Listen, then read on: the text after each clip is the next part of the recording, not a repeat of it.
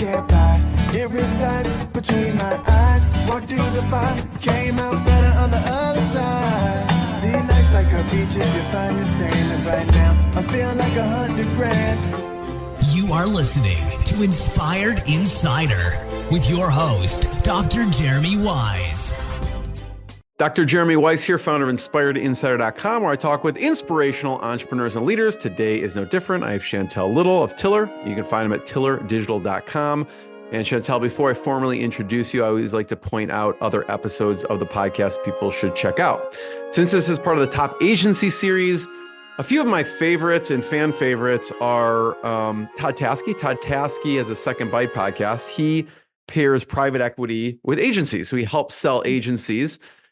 Second bite, because sometimes those agencies make more on the second bite than the first because they sell to private equity sells again, and they have a nice payday there. So it's a really good episode talking about the valuation space, the agency space. Another good one was Kevin Hurrigan of Spinutech. He's at an agency since 1995. So it was really interesting to hear the landscape of the internet business and the agency space since then. Jason Swank also was on talking about how he built his agency up to 8 figures, then sold it, and then he had been buying up agencies. So those have been interesting, really interesting episodes. And check out more on InspiredInsider.com.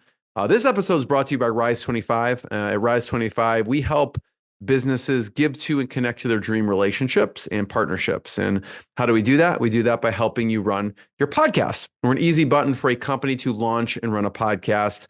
We do the strategy, the accountability, and the full execution.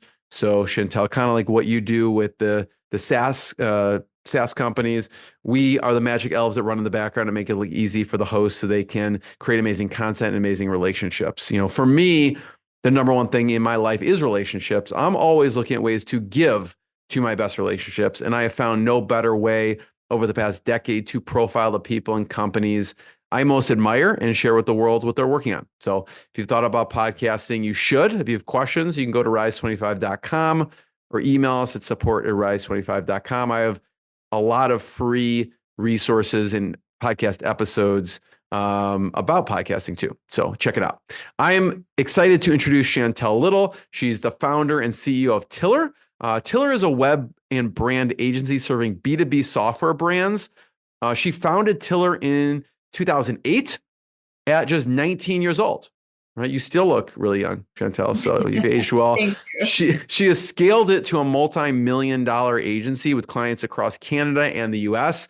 She was named Ernst & Young Entrepreneur of the Year Prairie's finalist. It's really impressive. I mean, that's among the elite of elite. If anyone knows, like the Ernst & Young Entrepreneur of the Year Awards, very difficult. So it's pretty amazing what you've done there. So I'm excited to share what you do and your company with Tiller. So thanks for joining me. Thanks for having me. I really appreciate the opportunity. Let's start off and just talk about Tiller and what you do. And as you do that, I'm going to pull up the Tiller website. I mean, it's only appropriate because you help people with user experience, web, and everything in between, CRO. So I'm going to share it, but tell us about Tiller. Sure. Yeah. Thanks again for having me. Tiller, as you noted, we are a B2B software agents or a B2B software agency. We largely help clients out with web and branding work, but we also help out on the product side. We have a mix of clients that span from early stage startup through the scale up phase up to the enterprise level. And we've been in business for, like you said, 16 years now. So I love serving clients at various technical solutions and trying to help them articulate their message to the world and appeal to their target audience. So, and I have to say, we're redesigning our website right now. So while you're showing this off, it's about to get way better. So. I love it. What I like to hear about is from the services side. Right now, you can see, obviously we're on the site here. You can see process, web, brand, sales enablement, product, CRO. When you first started, a little bit of the evolution of the services side, where did you start? What was the service when you first started?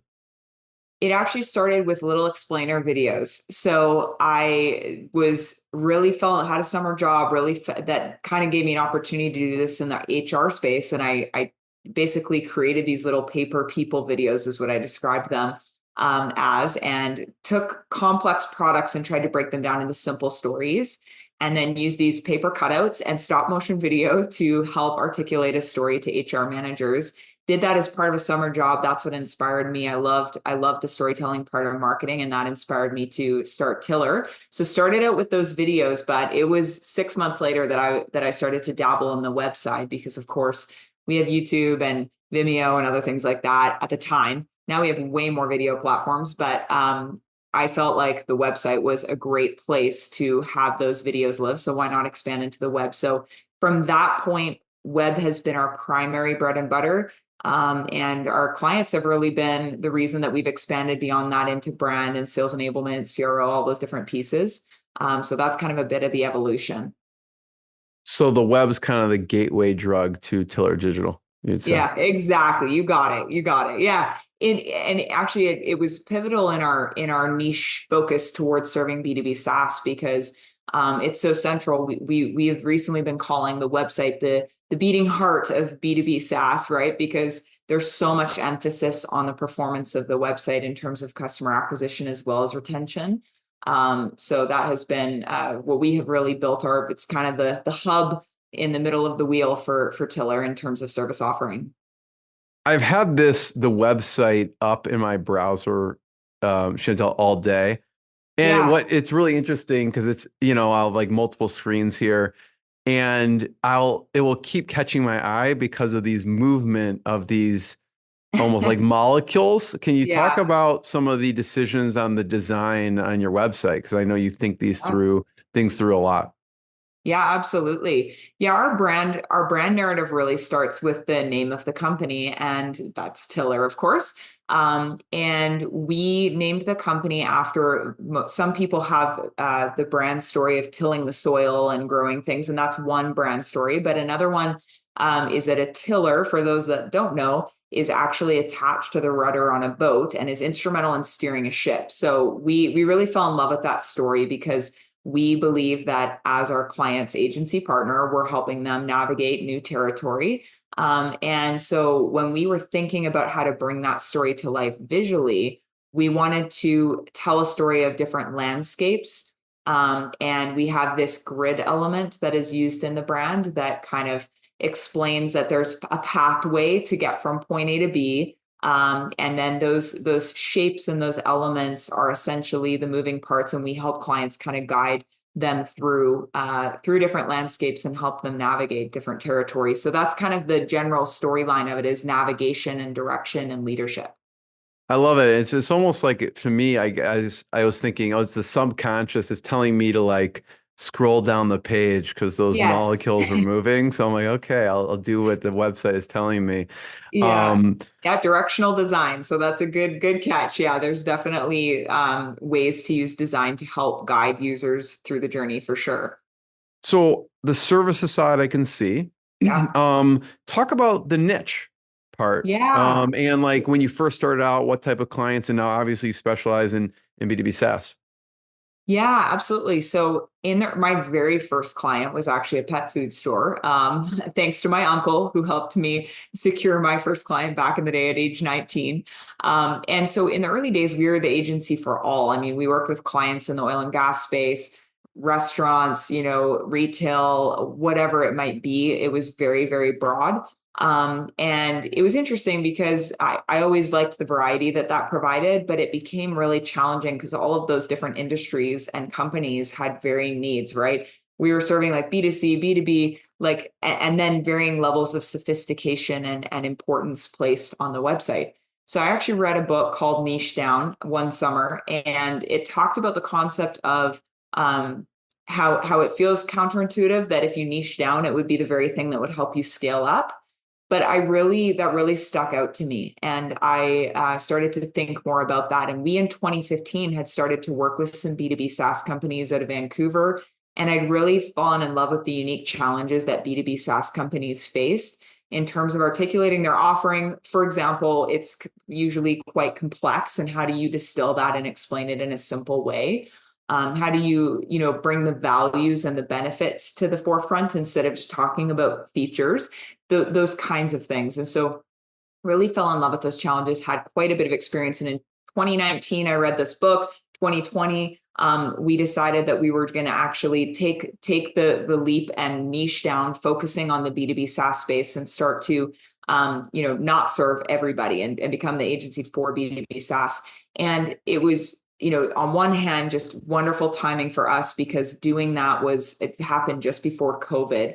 And while so many companies were impacted negatively by COVID, I think our decision to niche down at that time really led to a lot of our scale and our growth, because there was a ton of shift towards online tools and platforms, and there was a need for the website became more and more central, right? So we really helped companies with that. So yeah, we decided to niche down 2020, and we've been doing it ever since. Some of our clients have B2C audiences and B2G audiences, but primarily B2B focus. Was the book niche down, Christopher Lochhead and Heather Clancy? Is that You got it. Is this the book here? Yes. Okay. Yes. Cool. Yeah, it's amazing. Love it. Actually, it's funny because I did Absolutely. have Chris on my podcast before, so people can check that out. Oh, really? And it's a fantastic. I thought that was the one, but Yeah, people check it out. Niche it's a down. really good book. I love it. So I love hearing that journey for the services side, the evolution of actually the niche. Mhm. I want to talk about sacrifice for a second and talk about $30 a week and what that means. Well, it's been a tough road for me as an entrepreneur. And so early on, I started my business with some scholarship money. And I bought a MacBook Pro, and it was pretty low entry costs into the market. But I really struggled in my early years. And I think in part, I just lacked so much experience, and I'm kind of the school of hard knocks. So it got really tough for a season there, and I was struggling to keep the company afloat. And I mean, for the first 8 or so years, the number of times I almost went bankrupt is more times than I can count, probably. It was just kind of waking up on Monday, trying to figure out how I'd make payroll on Friday, and it was really, really tough. So I think you're referring to my very lean grocery budgets and other things of that nature, because I got creative. I got creative with my banana and oatmeal, eating the same thing every day, and just having to really budget personally and sacrifice a lot and not draw much money from the company, really just to survive all of that. And thankfully, along my journey, I was introduced to some folks, for example, hired a fractional CFO that helped me learn a lot about cash flow management and financial management.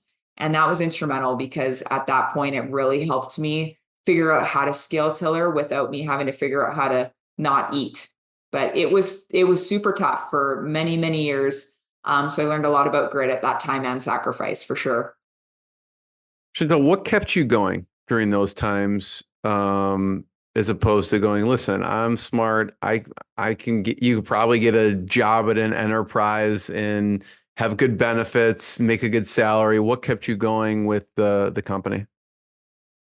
I love that question. I think it's a few things. I think one was my dream. I was dreaming big then. I feel like I dream way bigger now. But at that point, I had a dream. I had a vision of what I wanted to create. And I think that despite all of the difficulties, I wanted to make it happen. Like, it was just like at the core of me, it was kind of like, it felt fulfilling to wake up and work on it, as hard as it was, because I just believed that if I didn't give up, that one day I would realize that vision and that dream. So I think that's part of it. But I'm also very relationship and people driven. And I think that ultimately, by far, now and then, my team and my clients are the driver. Like, I didn't want to let my team down. I didn't want the company to fail. I didn't want them to not have jobs. I didn't want them to not be able to be compensated. It's like, I didn't want to let them down. And even today, that's the top driver for me as a leader. I want to continue to scale Tiller so that it creates a better future for our clients, and it creates a better future for our team. And that really drives me. You mentioned you dream bigger now. Mm, What's an example of maybe where your vision has expanded where you mm. were before? Yeah. Um, I think I've always thought that I dreamed big, but I realized at some point in my kind of late 20s that I had a lot of limiting beliefs. So while I dreamed big, there were a ton of constraints on my dreams. For example, I could never lead a company of more than 20 people, or I could never, I remember the day that I thought, oh, I could never sell more than $1 million in business in a year, and then you do 3 million and you're like, whoa, like I guess I could do that. So it's I think that there were just so many limits, and I didn't realize that I had all those limits. So I worked with a business coach, and she actually had me do this exercise where I'm right-handed, but she had me write with my left hand um, all of those limiting beliefs. And I think the idea is that by writing with your left hand, you kind of have to slow down and think about what you're writing and realize how silly it is. And then I've put this circle around my life and my business. And I think what really broke me was that my limiting beliefs about myself were holding back my whole company. That's what really got me. I was like, whoa, I am holding back the team because I've put all these limits on what I can do and essentially what we can do as a result. So once I was able to break through that, I'd say now I still have limiting beliefs, but I see them for what they are. And I have mechanisms of kind of acknowledging them and moving past them. And I think I now know what to do with them, whereas before I didn't even realize I had them. So I think it's just a maturing in terms of how I see what the narrative that's going on in my head and my ability to learn from it and course correct. So now it's like I want to, we've got a team of 30 people now, and plus our contractors, and I dream daily about it being 60 and 90. And I don't necessarily want to infinitely scale because I'm really passionate about culture. And for me, I don't want to scale to a place where I can't maintain that. But I do dream bigger now about expansion and becoming a world-class agency for B2B software companies, and an example for other agencies of what that looks like. So bigger dreams. Was your no ceilings motto from working with your coach? Is that where that came from? It kind of came from that. Like it didn't necessarily it came from that season of my life. So yeah, I would say that I'm a big learner. So I'm always learning. I'm a sponge. I like to learn from anything and everything that I can. And you sift the bad and you hold on to the good. And I would say that there were some books that I read at that time, as well as some of the coaching. And then, yeah, just from reflecting on what I wanted, even for my own team, right? I have these amazing, smart people on my team, and I don't want them to be limited by their own beliefs either. So I think it came from a whole bunch of things, but yes, no ceilings. It's on the back of our crew necks, and it's definitely a driving motto for us here. What are you mentioned books have been very helpful. You mentioned Niche Down. What are a couple other books that are some of your favorites? I'm a big Todd Henry fan, like huge Todd Henry fan. So I feel like any book Todd Henry has written, I'm a huge fan of. For the agency world, herding tigers, not hurting, but herding. I always have to clarify that because people are like, what are you reading? But herding tigers was one of my favorites about leading creative people, and this idea that they're ferocious tigers and you're kind of unlocking all that they're capable of. And I think that book has been really helpful for me. But yeah, there's so many. I have a few of them here. One of my absolute favorites from a personal reflection perspective is Die Empty. And it just talks about like really leaving it all on the table and just using your life for a bigger purpose, and really just like serving and giving and just living big versus wasting it, on whatever that could be, like whatever you want to waste it on. So I really love Die Empty. Amazing book, but I could go on. I have a long list. I'm open. I have some Audible credits. Any others? Yeah, there you go. And Todd Henry, it looks like Herding Tigers, Die Empties, The Accidental Creative are all Todd Henry books as well. Yeah. And for the agency world, a fellow agency leader here in Calgary actually introduced me to a book called Agency-nomics.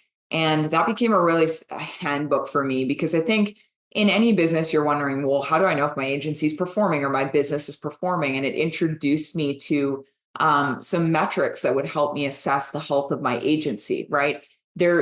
A lot of industries, there's a lot of information available publicly on those industries. And I'd say the agency world, there is some, but it's often less than what I see in other industries. And so Agencynomics has been a really helpful guide. Recently went to a conference for agencies and was introduced to a book called The Agency Secret. And that one is a new favorite, kind of a new handbook so I've got my handbooks and I'm always like pulling pieces from different books and trying to figure out how I can apply that to my leadership or my personal life or to the business and the agency. So those are a few others. Interesting. No, thanks for sharing that. I've not heard of Agencynomics before. I don't know if that's one with Spencer Gallagher and Peter Yeah. Poole. But it looks really interesting. So thanks That's for really sharing. good. Mm-hmm. You mentioned team. Obviously, team is really important to you. Culture is really important to you. What are some of the key hires? And you don't have to say like people, but like positions that it started off you in college with Yeah. a computer, and Yeah. what were some of the key positions that you hired for along the way? Yeah. That's a really great question. There's been a few of them. Years and years ago, I had a sales guy who helped me, who was working with me on kind of building out the business. And while he was at Tiller, he actually introduced me to a guy named Brandon Nickerson, who is our COO today. And Brandon and I worked together in sort of a contract relationship for a number of years. And I used to be the person who was like, I can never have a business partner. I kept thinking that because I just seen so many business partnerships go wrong.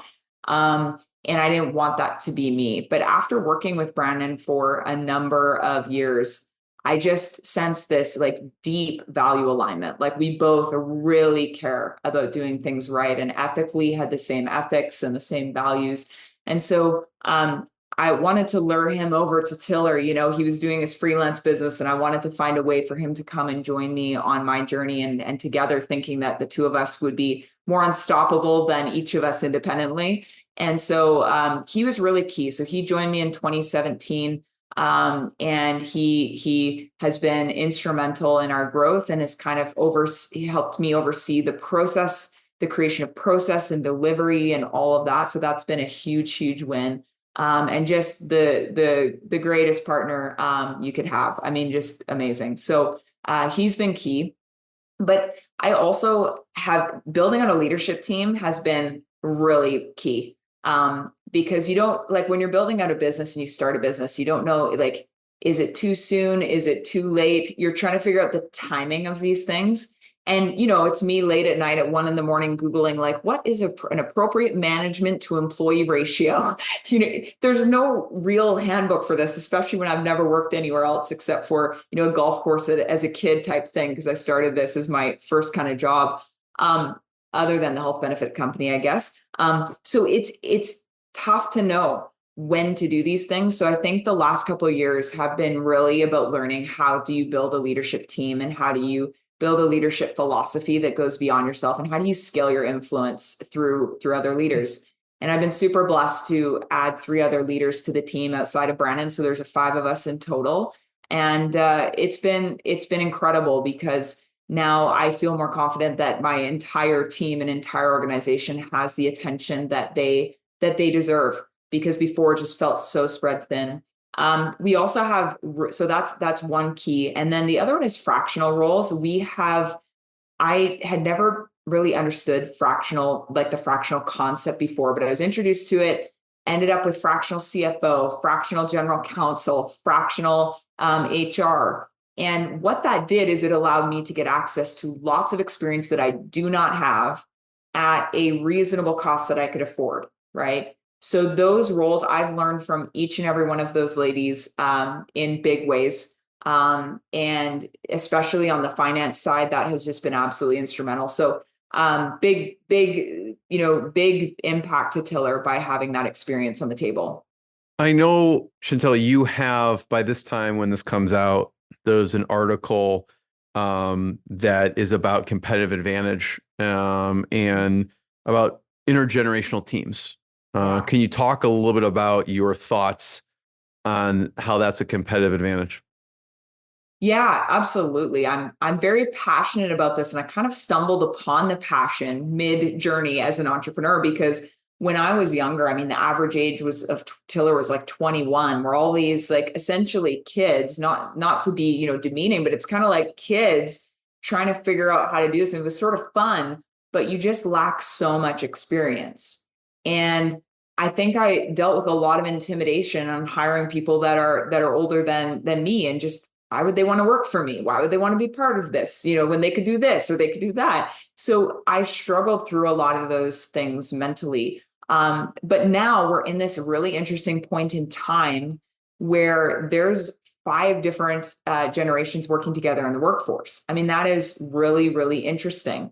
And so in the piece that you're referring to, I talk a lot about some of my hesitations and hangups in terms of building an intergenerational team, but how I really fell in love with it and started to see the value.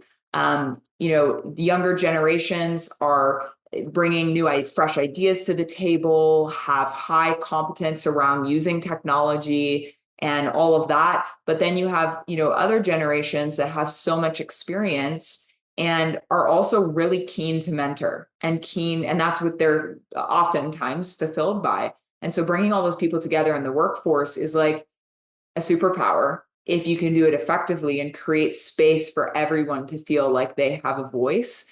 And I think it's going to be the way of the future, and the companies that can figure out how to leverage intergenerational teams are going to win. So now, I'm the youngest on our leadership team of five, and we have age spanning, I think 25 to 63 now is the age span of our team, or maybe it was 23 to 63, somewhere in there. But a huge age span, which has been really instrumental to our growth. A lot of times I find things that work through things that did not work. What are some things you have found in your experience that have not worked when you're getting together intergenerational teams and trying to create a cohesive unit? I don't know if there's any thoughts on that. Yeah, I would say we have put so much emphasis on our culture that I think that it's not perfect, but it's created a place where I feel like people feel comfortable to come to the table and share their expertise and their ideas. So I think that having the right cultural foundation is really, really, really important, and the right values and all of that. For example, I have seen, this is not a blanket statement for every agency, but I've seen agencies where there's a lot of ego. And so we have really focused on no ego here at Tiller. And I think that not having ego is key to building an intergenerational team, because if there's ego, younger generations may dismiss the ideas of older generations, and older generations, if there's ego, might dismiss the value of an inexperienced contributor. So I think that is, we haven't really struggled with that because of the culture that we have. But I think that there are challenges, right? It's just about trying to create the right environment where people can succeed. I think one other thing too is that naturally there's a need for training for different generations depending on some of those gaps, right? If people are career pivoters. So I think we've learned a lot about how can we provide more training to support people at different points in their journeys, so we can help younger people in the ways that they need to be helped, and older generations in the ways that they need to be helped. So it's an ongoing learning process. No, that makes perfect sense, actually, because it really comes down to the foundation, which is culture. So no matter who it is, how old they are, if they share those same values, then it makes for a cohesive team. If they don't, Yes. they don't. And you mentioned the ego part, which is interesting. I always find the interview and hiring process tricky. Are there anything, because people can interview well, like they can look it on paper, they can interview well, and then you find out later maybe it's not so good. So are there any things from the ego perspective that you have found in the interview process and hiring process that have helped you find the right fit? Yeah, this has been an ongoing learning process for us, because one of the things that I've struggled with in the past is to distinguish between ego and confidence. It can, like, especially in a single interaction, it can be really difficult to see. And so we haven't always got it right. Sometimes we've misinterpreted confidence for ego or ego for confidence. And I think through those experiences, we've learned how to better notice it. I think we also have expanded our recruitment process quite a bit to include more touch points. So we've added in, for example, something, the Clifton Strengths Finder assessment as part of our recruitment process. So all of our top candidates will complete that assessment. And one of the things that I love to ask after a candidate completes that assessment is, did anything surprise you about your Strengths Finder assessment? Because it's really talking about the person's strengths. And I find that question to be quite revealing. Because if the person is quite defensive about the Strengths Finder assessment, well, I feel like I should have been ranked higher on that, and whatever, it might reveal that there's some ego and not a growth mindset. So I think I'm trying to interview for growth mindset. If someone says, yeah, I was a little bit surprised about this, like I thought I might have got a bit stronger here, but in all fairness, maybe this is something that I could work on, because sometimes your strengths are your greatest weaknesses. Like, it all comes down to how they respond to those questions.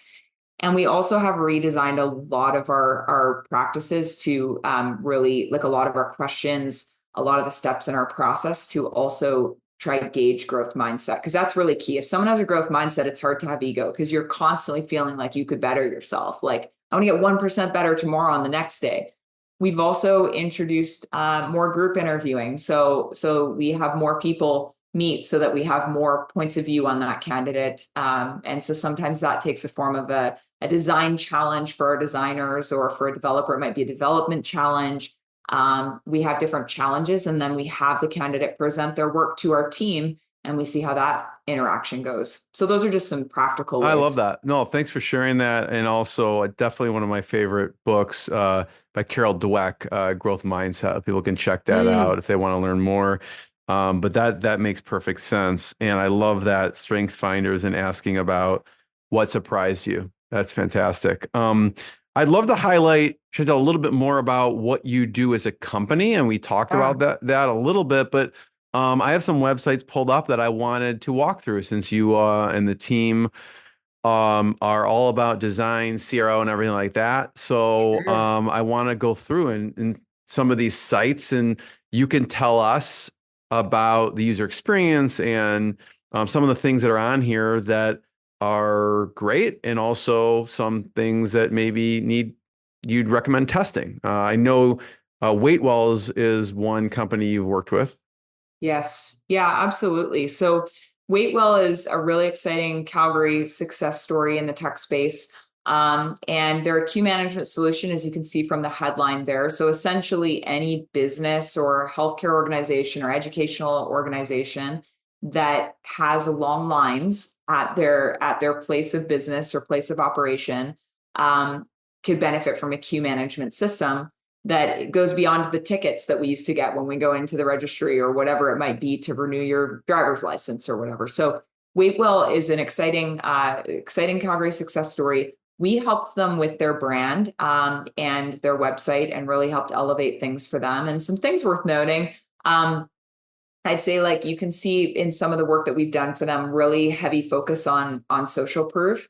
That's really, really important. So you can see the 5 stars, the G2, you can see some stats just below the primary focus area here that are kind of explaining how they perform for their website, adding in customer testimonials.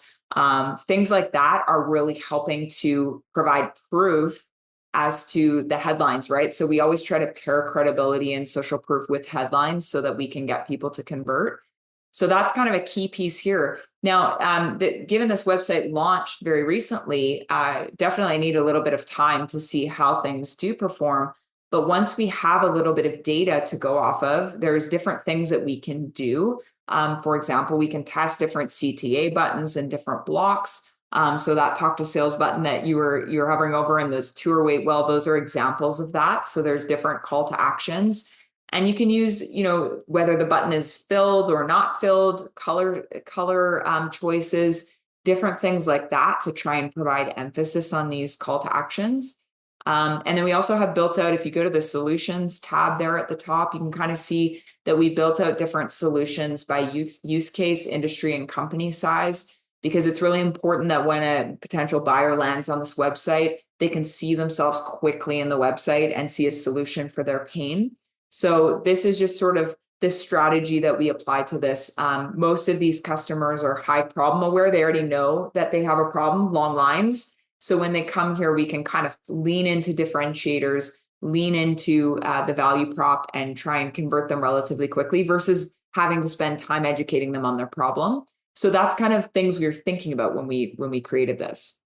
Yeah, it really is beneficial if they serve specific niches and they're like, well, we don't want to just focus on healthcare. We also have higher education, retail, but the client wants, or the customer wants them to feel like they know me, they're speaking directly to me. And when you go on here, obviously healthcare has words like patients on there, where the other ones won't have that on there. Wait times is specifically. So waiting rooms, where it seems like, the government or higher education is not going to have the same language.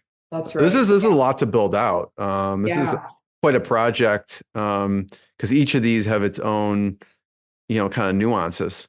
Yeah, absolutely. Yeah, and that's one common pattern with B2B SaaS companies. Oftentimes, there are a number of audiences or buyers, right? Because the B2B buying process is quite complex. Some recent data from Gartner report showed that I think it's 6 to 9 or 7 to 10 stakeholders are involved in the buying process. So the website naturally has to appeal to all of those different audiences. And that can be challenging because you have one website, but you need to serve multiple audiences, multiple user journeys. So this solution-based approach does help with achieving that. Yeah, even from like you mentioned, company size, an enterprise, like, oh, they only work with small and medium businesses. They don't work with our company, or the opposite. Oh, they're too big for us. They only work with enterprises. So it's really interesting how this has kind of served different specific audiences. So I get the, really a lot of credibility, social proof, testing calls to action. I have another one pulled up. Anything else on this one that we should note? Maybe it wouldn't hurt just clicking on the pricing page momentarily here, because pricing in B2B SaaS, again, is always a challenge to figure out how do you present your pricing, because there's usually so many options. So again, there's some opportunities for testing on the pricing page that we could always explore. Again, right now we're in a phase of trying to see how this performs. But you can kind of see how do you present a lot of information in a clear way. Most B2B SaaS companies have an enterprise option. So it's like, there is still a path of getting custom pricing in certain cases. On this website, we were trying to also highlight some of the add-ons that they have just below this section here, so that people feel that they can, it's actually just below that. Sorry. There you are. Some additional add-ons. And then we also have a feature comparison on this website to kind of enable a buyer to make better comparisons off the top. So there's lots of different ways to optimize pricing pages. It can be tricky to get the content clear and concise. And this product has a lot of different customization flexibility for the organizations that are their clients. So that was a challenge. So there's probably testing opportunity on pricing pages too. Yeah, it's good. It's tough because you want to give them as much information as possible. So when they come to you, they have a lot of their questions answered that you don't have to repeat. Yeah. But you don't want to overwhelm people either. Exactly. What's your thought of? I mean, this one obviously includes some pricing on the page. I've seen someone shared a site with me the other day. It was a B2B SaaS company, and they didn't have pricing on it. And my mind's always like, okay, well, that means it's maybe enterprise level. It's going to be a large ticket item. Any thoughts on, even in a large B2B SaaS, on putting pricing versus non? Obviously, they have kind of custom here, but they do put pricing, some at least baseline pricing. Do you find is there a cutoff? Like, okay, here's where we wouldn't recommend putting pricing. Are there any kind of best practices or rules around the B2B SaaS and how people put what they display on the website about pricing? Yeah, I definitely wouldn't consider myself a B2B SaaS pricing expert, although we do weigh in often with clients, but there's a lot of a lot of nuance to that, especially if organizations are wanting to price test on their customer success or sales teams. But I will say, probably my best piece of advice is to look at what the competitors are doing, because if you've got 5 competitors and 4 of them are doing it and you're not, it's going to be difficult to perform against them. Now, if none of them are doing it and you decide to do it, you might also separate yourself from the pack and it might help you gain traction. So it doesn't mean do what the pack is doing, but think about it in terms of differentiation. And I definitely would recommend doing that. I think because most B2B buyers are more interested in self-serve these days, I think if you can put price on your website, it will really help you, because you're going to get higher quality leads because they already have a general sense of price. So when they actually reach out, they're more likely to be qualified. Chantelle, I know we have 2 minutes and I know we've got sure. our call. So we're going to do rapid fire, maybe 1 minute Yeah, each. sure. And we're going to just do a quick, what are some things you really like? Maybe some things that you test, and maybe we'll start Sure. with Good Lawyer. Yeah, sure. Good Lawyer, another amazing Calgary success story. And we're actually a client of Good Lawyer, so make use of their fractional legal talent. But this website's really interesting. I think generally speaking, they've definitely highlighted social proof throughout. But the website is quite lean. So it does leave people wanting, especially what I just said about B2B software buyers being more self-serve. There's a lot of links down in the footer. So the website is actually bigger than it looks in some ways. But again, I think, there's some opportunity to have a more expansive sitemap here, and probably more of a thought leadership play, so that companies can actually learn more about the company and the solutions. So they've kind of got to that with the 4 companies piece and those 3 use case pages, startup, scale-ups in-house. But they could get more industry specific, make use of case studies. There's a lot of opportunity to expand this and probably drive higher performance. Could also test Get Started, because Get Started is not a bad call to action, but it might be interesting to see how it performs against a different call to action, like book a consultation or whatever it might be. So there could be opportunities to test that. Awesome. Love it. I know you got to hop off. The other one I was going to ask about was Valley Mail, but I know I think the wait well was of similar. So I don't know if there's any quick thoughts on that, or we should just Yeah, I think this one was just interesting from the standpoint of multiple audiences. So this company was in a place where they were appealing to an IT buyer and had to expand to also appeal to an email marketing buyer. And it's also highly technical. So you have the way that you have to speak to an IT buyer versus an email marketing buyer is very, very different. And so we help them make that evolution here. And they have some similar structures on the solutions pages. I love the why Valley Mail page, probably worth noting. This is a page I love to see on B2B SaaS company websites, and it's not always the right solution. But I think taking a page to highlight those differentiators, why us over someone else. They have tons of social proof, partners that Microsoft and Google are partners. All of those things are increasing credibility. So there's definitely a valuable page to have on your website. And when you're appealing to an IT buyer, you really need to make sure that you address all their security concerns and considerations in advance. So again, that's something that we've tried to do with Valley Mail very effectively right off the top. Chantelle, I want to be the first one. I want to be the first one to thank you. This has been tremendously helpful. I want to encourage people to check out your website, tillerdigital.com, to learn more. And we'll see everyone next time. Chantelle, thanks so much. Wonderful. Thank you. What I got, you can't buy. It resides between my eyes. Walked through the fire, came out better on the other side. See, life's like a beach if you find the sailing right now. I'm feeling like 100 grand.